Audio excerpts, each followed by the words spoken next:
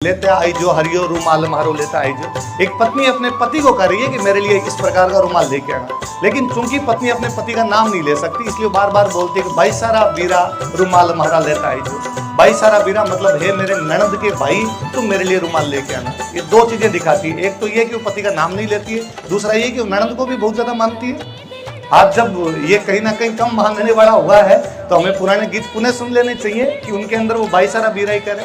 आप और नोटिस करेंगे उस गीत में एक और लाइन आई थी, आपने ध्यान दिया ही होगा कि नैनारा लोभी, मतलब वो कहना चाहती है कि मैं आपको देखना चाहती हूँ, उत्सुक हूँ, पर वो नाम नहीं ले रही है उनका। आप राजस्थानी भाषा में से खूब सारे वर्ड और देखेंगे जो किसी प्रेमी के लिए या पति के लिए जो प्रयोग किए गए, उन शब्दों में इतनी मिठास है जिसकी कोई हद नहीं। अभी जब समीर खान एंड टीम गीत गा रही थी, इधर साइड में सबसे व्हाइट कपड़ों के अंदर शाहरुख खान खड़े थे जो एक मुंह से किसी वाद्य यंत्र को बजा रहे होंगे।